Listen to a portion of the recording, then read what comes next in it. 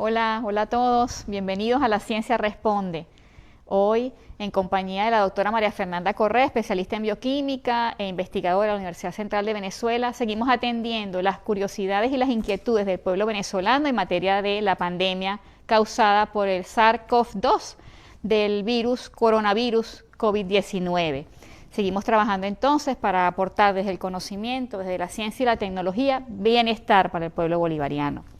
Quiero agradecer también hoy el despliegue de todos los médicos, enfermeras, bioanalistas, investigadores, científicos que se encuentran a nivel nacional, en cada estado, en cada comunidad, en la atención casa por casa para el despistaje masivo y personalizado que ha instruido el presidente Nicolás y que nos permite de alguna forma en este ejercicio de diagnóstico temprano encontrar los casos positivos y garantizar la atención médica que permita la recuperación de estos pacientes.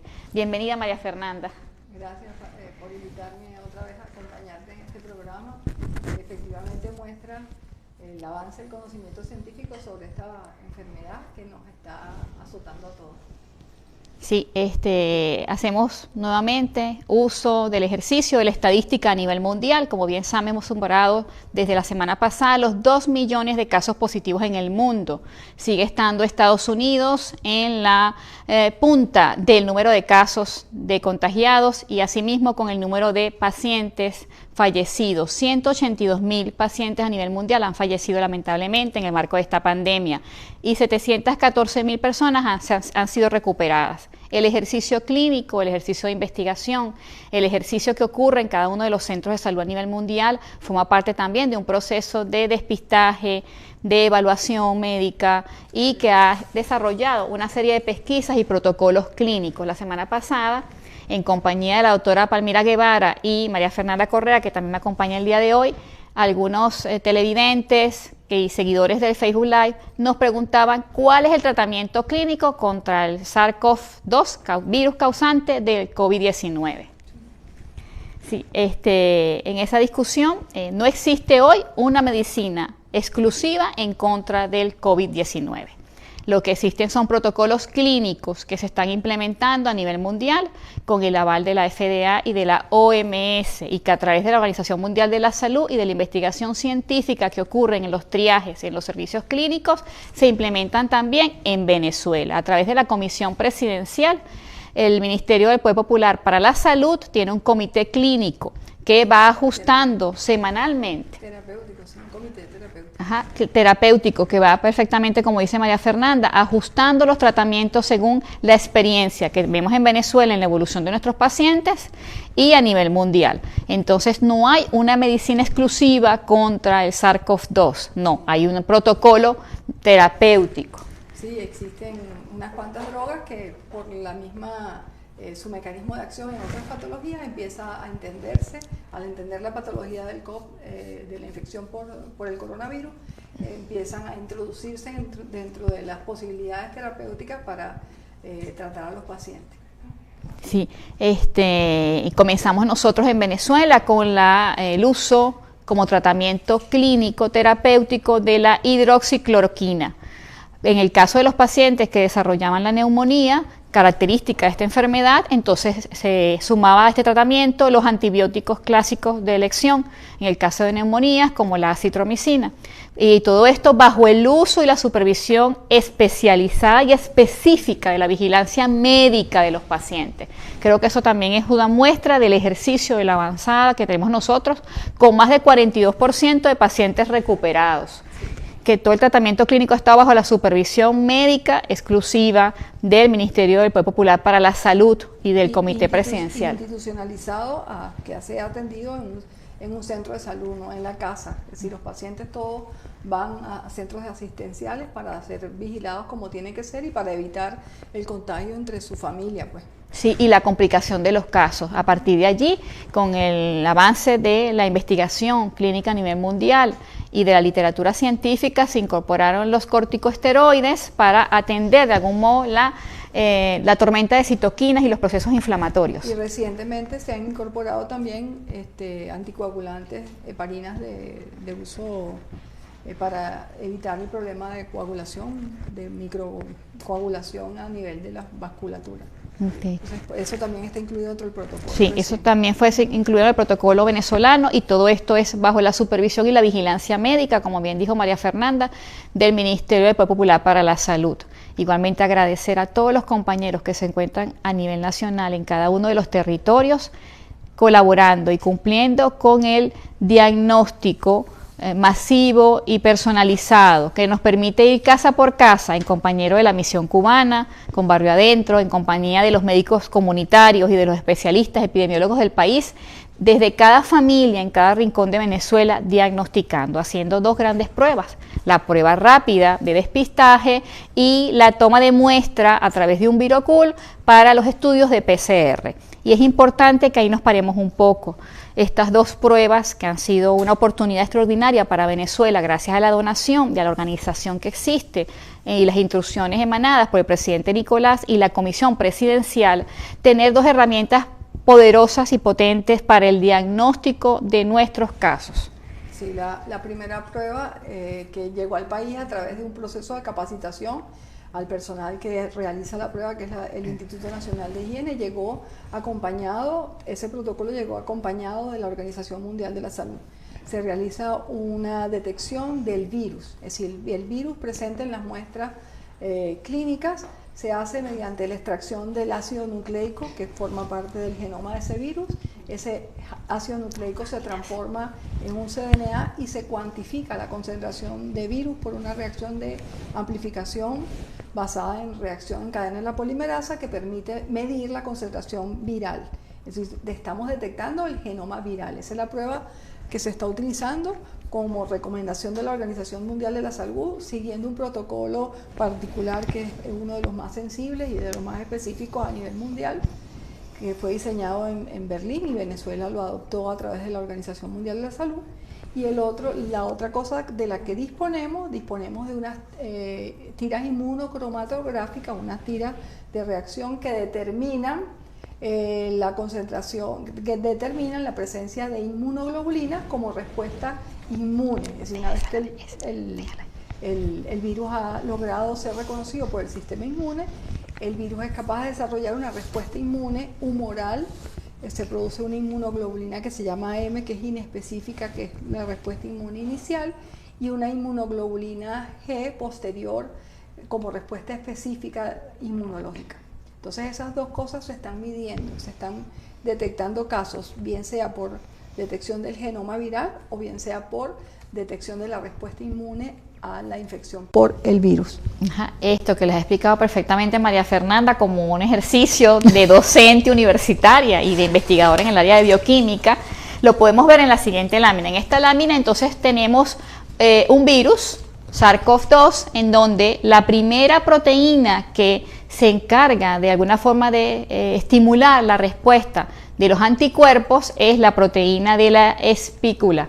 Esa proteína de la espícula forma parte de la corona del virus y es súper antigénica. Entonces eso, al ser reconocida por el organismo, al no ser reconocida realmente, lo que sucede es que no hay un reconocimiento de ella, se disparan una serie de procesos inflamatorios y de producción de anticuerpos. Y entonces eso es lo primero que vamos a determinar con las pruebas rápidas, la presencia de anticuerpos asociados a esta proteína, a la proteína de espiga y a la proteína N, que son las proteínas antigénicas, pues más antigénicas. Son las proteínas más antigénicas que han sido reportadas en la literatura. Entonces tenemos con la prueba rápida la determinación de los anticuerpos, que significa que el organismo se ha enfrentado al virus y ha respondido ante él, y la prueba de precisión de diagnóstico de carga viral, que es la prueba de PCR. Que detecta genoma del virus. Que va a determinar exactamente el genoma del virus que se está multiplicando en nuestro organismo. Entonces, de esta forma, el gobierno bolivariano ha permitido acceder a dos pruebas a través de estos diagnósticos que nos permiten atender desde el punto de vista epidemiológico el comportamiento de la respuesta inmune y la determinación de carga viral. Y de esa forma ha sido posible diagnosticar estos 288 casos que son hoy el número de pacientes hasta esta hora que están positivos de COVID-19. Sí. Entonces, esto es una importante aclaratoria, porque en ocasiones las personas suelen preguntarnos y se confunden. Entonces, usted puede salir positivo a PCR. ¿Okay? Eso significa que hay replicación del virus en su organismo. Y si estamos observando la expresión de anticuerpos, usted estuvo contagio con el virus. Expuesto al virus. Ajá, estuvo expuesto al virus, está respondiendo su organismo e igual, tanto las personas que salen positivas a PCR como salen positivas a la prueba rápida, deben estar en aislamiento y bajo vigilancia médica. Eso nos permite hacer el seguimiento de la evolución clínica del paciente, garantizar el acceso a los contactos, es decir, vigilar a esos contactos también que estuvieron expuestos a esa persona positiva. Y eso es fundamental, identificar esos contactos, ese círculo de contacto, esos anillos de relación y de vinculación que también pueden haber estado expuestos a la carga viral, al contagio, y que al de ser determinados y aislados nos permite de alguna forma quebrar la curva de contagio. Sí. Es un proceso, como ustedes bien saben, armónico. Es un proceso que está vinculado al ejercicio clínico, al ejercicio del diagnóstico, al ejercicio epidemiológico a nivel nacional y que se está atendiendo en todos los estados del país. También quiero saludar a los compañeros que se encuentran en el estado Táchira, en el laboratorio móvil de bioseguridad del Instituto de Higiene. Una experiencia extraordinaria que tuve la oportunidad de acompañar y que se encuentran allá los compañeros trabajando 24 horas por 24 horas simultáneamente con el Instituto Nacional de Higiene. Aquí en Caracas. Bajo la supervisión y coordinación de ellos, pues. Y bajo la supervisión, como bien lo dice María Fernanda, del Instituto Nacional de Higiene, del Ministerio de Salud, garantizando el diagnóstico oportuno, preciso y confiable de nuestros pacientes y reportando, evidentemente, por la vía oficial, que es exclusivamente la del Ministerio de Salud, el reporte de los casos en Venezuela. Lo demás que ustedes ven en las redes sociales es puras leyendas, son puras leyendas, no es realidad. Hasta que usted no tenga su prueba de PCR, no se confirma el diagnóstico de carga viral en su organismo. Y por lo tanto no es un caso positivo para el país. Igualmente, hay una siguiente curva que queríamos presentarle que tiene que ver con los tiempos de respuesta. Cuando un individuo ha estado en contacto con el virus, hay una serie de procesos que se dan y esos procesos responden al sistema inmune y al comportamiento del virus en nuestro organismo. Si el virus es aspirado por la nariz o por la boca o por un estornudo y nos contagiamos, tenemos un periodo de ventana de 0 a 5 días.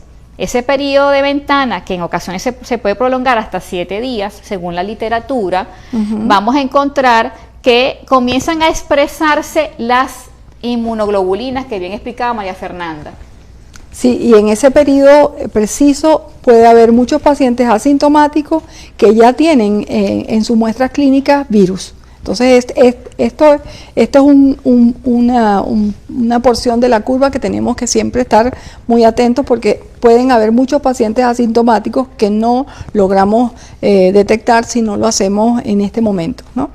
Pero entonces las pruebas basadas en biología molecular que detectan el genoma viral van a tener una ventana que va a ser desde el momento de la infección hasta el momento en donde ese virus se va a duplicar en las células, va a producir más virus, va a lograr expresar más de su genoma a través de la infección de la célula y la utilización de la maquinaria celular y va a producir más virus. En esas muestras clínicas, bien sea en el hisopado nasofaringio, bien sea un esputo, bien sea una muestra clínica tomada por infección en ese tracto respiratorio, vamos a detectar genoma, pero va a haber una respuesta inmune, si el organismo va a reaccionar a ese virus a través de una maquinaria celular que tenemos, células, inicialmente una respuesta inmune muy amplia, mediada por una inmunoglobulina que se llama inmunoglobulina M, que es esa curva que ven en verde en la gráfica.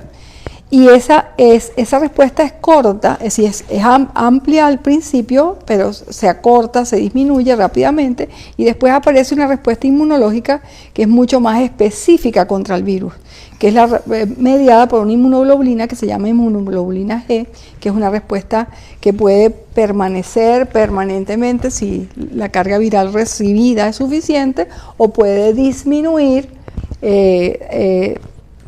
como se observa en algunos pacientes, ¿no? Sí, entonces, ¿qué sucede? ¿Cómo nosotros vamos observando la inmunidad de los pacientes? Aunque hoy, el día de ayer, perdón, la OMS reportaba que de 2 a 3% de los contagios han desarrollado anticuerpos definitivos contra el COVID-19, hoy sigue siendo una línea de investigación a nivel mundial. Determinar cuáles son los anticuerpos específicos que se desarrollan y que se producen en nuestro organismo ante esas proteínas antigénicas como la espícula, N y otras proteínas del virus, y luego cómo esa inmunidad que se adquiere es gracias a la IgG que comienza a segregarse a partir del día 14 de la infección y que en la medida en que ella va aumentando su expresión debe ir disminuyendo la carga viral. ¿Cómo nosotros determinamos esto? Bueno, los pacientes que salen de alta con al menos una prueba de PCR negativa, es decir, que se someten nuevamente a la toma de muestra con el ViroCool, con el acompañamiento médico clínico del gobierno bolivariano, se toma la muestra, esta muestra se dirige al Instituto Nacional de Higiene Rafael Rangel y allí se realiza la prueba para determinar si hay multiplicación de material genético. Y entonces, si no hay carga viral detectable, este paciente se da de alta y está entonces informado como los pacientes recuperados.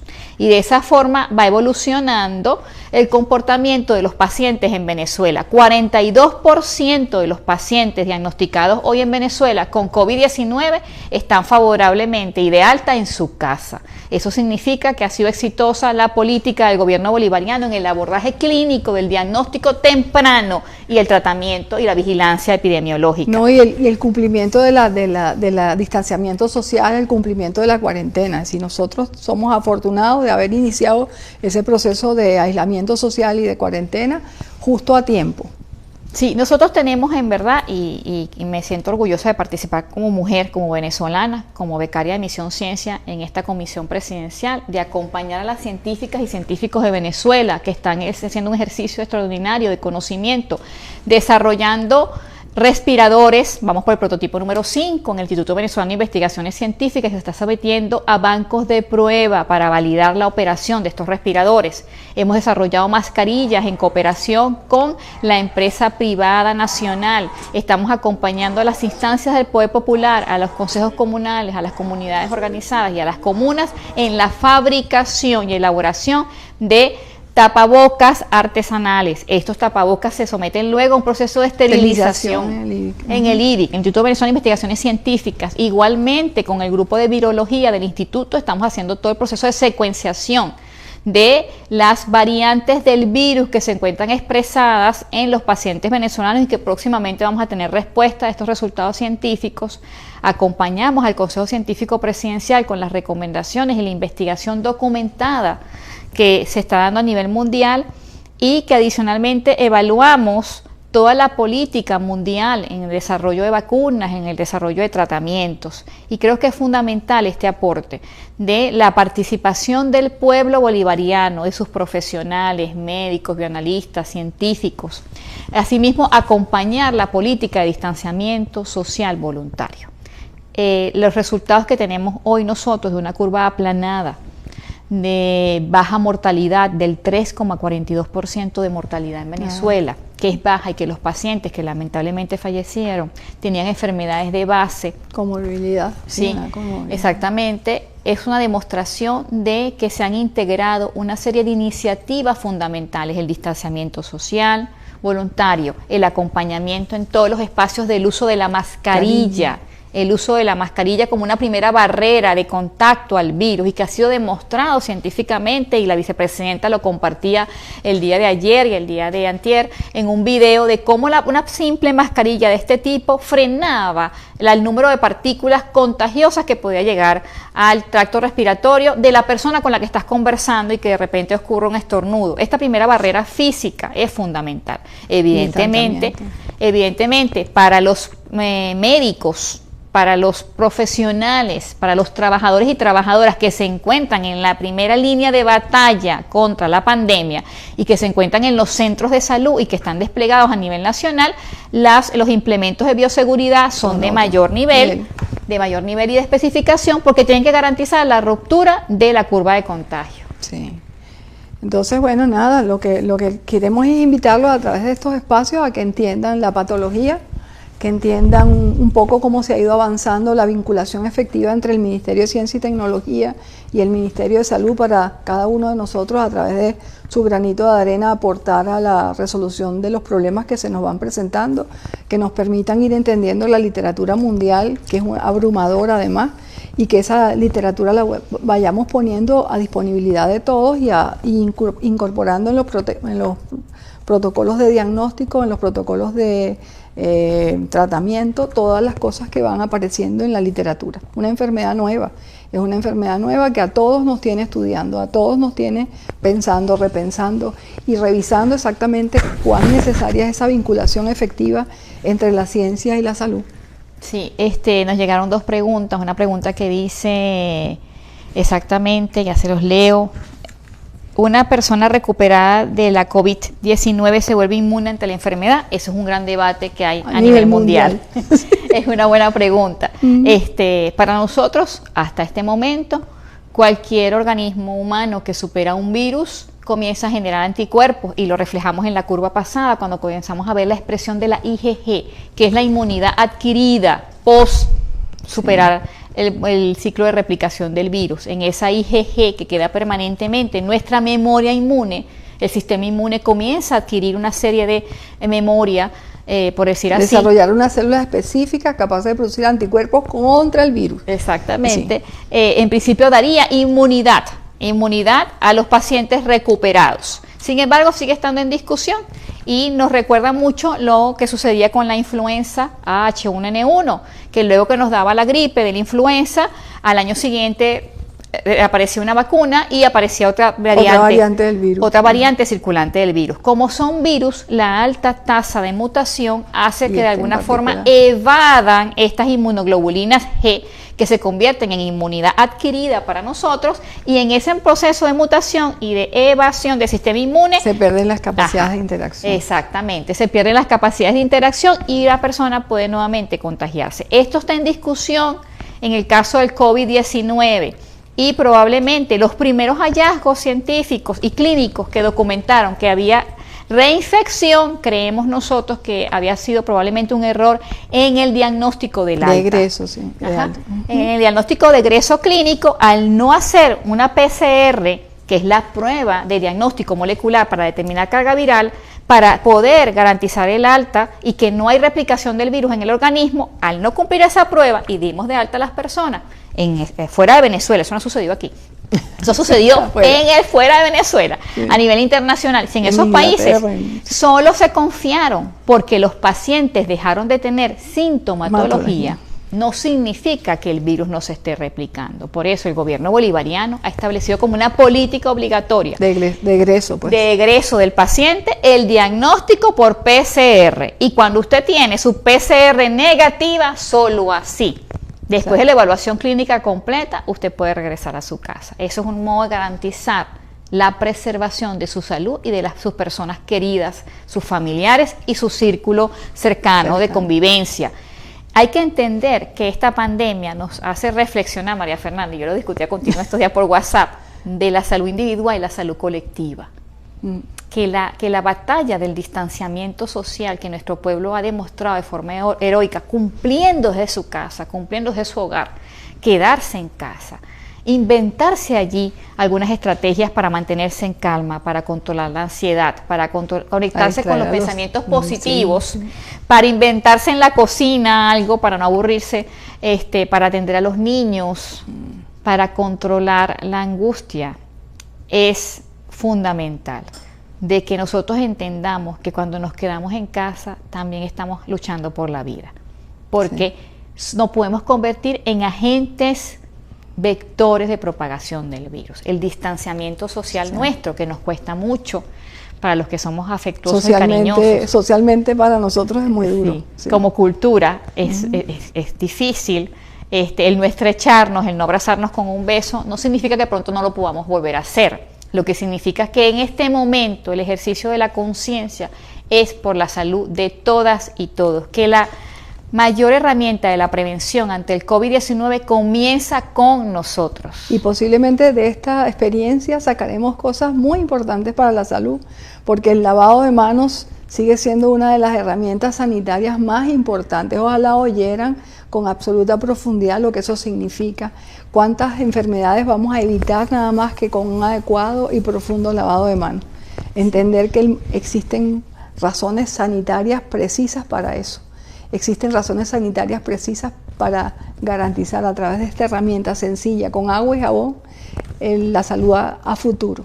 Y que posiblemente a lo mejor volvamos a abrazarnos, pero entendamos que abrazarnos, besarnos y nuestra manera efusiva de tratarnos no necesariamente es la más saludable. Sí, a mí me preguntaban en estos días un compañero de las redes sociales, Gabriela, cuéntame un poema que haces con tus hijos cuando estás en casa. Y le dije, bueno, evidentemente amapucharlos y ver televisión y pintar, hacer las tareas. Nos están enviando muchas tareas las maestras a la casa. Y uno se ingenia para tratar de hacer de la mesa de comedor, de la sala, un recinto para la enseñanza, ¿no? Y nos pedían un poema a esas madres en ese salón de clase por una tarea que nos indicó la maestra. Y yo recuerdo uno de Gloria, que es poeta, una mujer poeta española, que se llama Aleteas en mi corazón. Cuando yo te veo y me sorprendo. Te vuelvo a ver y me vuelvo a aletear en el corazón. Y al final le dice, eres un espantapájaro. Y entonces yo, para explicarle a mi hijo, para que hiciera una tarea de este poema, le puse a pintar un espantapájaro. Entonces, lo que yo creo que nos toca hacer como madres, como mujeres de este pueblo bolivariano heroico, como revolucionarias, como mujeres y hombres comprometidos con la vida, con la ética, con la moral, con la conciencia de un mundo más humano, de un mundo que nos permita aceptarnos y vivir en paz, que es quizás el mejor logro de nuestra revolución, la convivencia en paz, es mantener el distanciamiento social como una herramienta para la prevención, acompañar todas las normas de higiene, como bien lo señaló María Fernanda, de la limpieza de nuestras manos con agua y jabón, algo tan sencillo y fundamental como eso, no solo para el COVID-19, sino para un montón de enfermedades transmitidas por alimentos. Ojalá lo asumiéramos de verdad de rutina y entendiéramos lo importante que es. Nos quitaríamos de encima un montón de enfermedades transmitidas por alimentos. Muchas bacterias ya no serían parte de nuestro problema sanitario. Y adicionalmente, conectarnos con la esperanza de que somos nosotros la mejor herramienta para la prevención y para vencer esta pandemia. Agradecer a todos los actores del Sistema Nacional de Ciencia, Tecnología e Innovación por acompañarnos. Agradecer a nuestro pueblo disciplinado, cumpliendo con el distanciamiento, con el uso de la mascarilla en el metro, en el transporte público, haciendo el mercado, atendiendo una compra de emergencia que de repente se requiere. Agradecer que confíen en nosotros, de que estamos colocando nuestros mejores esfuerzos. Es Venezuela un país bendecido, es nuestro pueblo un pueblo bendecido, que sigamos creando, desarrollando todas las energías necesarias para vencer el virus, acompañar a nuestros pacientes con la mejor motivación de que cumplir con el distanciamiento es una garantía de romper con la curva de contagio. Y quiero compartir con ustedes una noticia que hoy nos acompaña, que es la publicación en Gaceta Oficial de las líneas de cooperación y de integración del Sistema Nacional de Ciencia y Tecnología a la política nacional en atención a la pandemia. En esta resolución que ustedes ven aquí, el Ministerio de Salud y Ciencia y Tecnología acuerdan más de 15 líneas de trabajo y cooperación para la investigación científica, para la investigación epidemiológica, para la investigación de la salud colectiva, que es fundamental, para la investigación que María Fernanda nos acompaña a nosotros, en la elaboración de propuestas para aquí de diagnóstico, en el ejercicio que están haciendo los investigadores del Instituto de Investigaciones Científicas IBIC, del Consejo Científico Presidencial, que hasta hace una hora estaban reunidos con nosotros de las 9 de la mañana, con un cuerpo de empresarios para desarrollar sistemas de diagnóstico, medidas para preservar nuestras muestras y acompañar nuevamente y no dejar de hacer nuestro propio conocimiento, hacer del ejercicio nuestro la tecnología apropiada y apropiable. Quiero agradecer también a los trabajadores de CanTV que se encuentran desplegados garantizando las comunicaciones, hacer el uso racional de las tecnologías de la información y la comunicación. La semana que viene me acompaña la doctora Esperanza Briceño, especialista en fármacos y que va a discutir con nosotros a más profundidad. A más profundidad, sí. El tema de terapéutica, pues. Sí. El tema terapéutico. Y una última pregunta que nos llegan por aquí, que nos hacen señas los muchachos y las muchachas, es: ¿cuánto es el distanciamiento? Es un ejercicio matemático, eso es importantísimo. A los que nos gustan las matemáticas, nos hablan de el tamaño del virus. El SARS-CoV-2 es uno de los coronavirus más grandes que hay, pero por ser más grande es más pesado. Entonces nos recomiendan 1,5 metros al menos de distancia de la siguiente persona, y que en caso de estornudo o de tos, ese 1,5 metros que nos permita distanciarnos vaya acompañado de toser debajo del codo, el antebrazo. Y entonces el distanciamiento al menos tiene que ser de 1,5 metros. Eso se calcula según el tamaño del virus, el peso del virus y lo que ocurre con el estornudo, la parábola que se da del movimiento físico del estornudo. Eso que se estimó desde el punto de vista matemático por científicos, documentó y reportó al mundo que el distanciamiento es de al menos 1,5 metros, entre 1,5 metros y 1,8 metros. Entonces, eso es lo que tendríamos al menos que establecer de distanciamiento. Y fue un ejercicio matemático de la parábola del estornudo, el peso del virus y la fuerza con la que puede llegar. Y con respecto a una consulta sobre CanTV satelital, los usuarios de TDAH que están preocupados porque hemos tenido una afectación en el servicio por el satélite Simón Bolívar, estamos en pleno plan de migración. El plan de migración puede llevarnos al menos un mes más. Vamos a seguir trabajando, estamos desplegados de lunes a viernes para garantizar la recuperación de los servicios, y van a ser debidamente informados en la medida en que la migración se vaya cumpliendo por todas las regiones del país. Agradezco la infinita paciencia y que nos sigan acompañando. Gracias a las políticas del gobierno bolivariano podemos estar aquí compartiendo con ustedes el conocimiento científico, pero sobre todo acompañarnos mutuamente por la salud de nuestro pueblo. Juntos venceremos.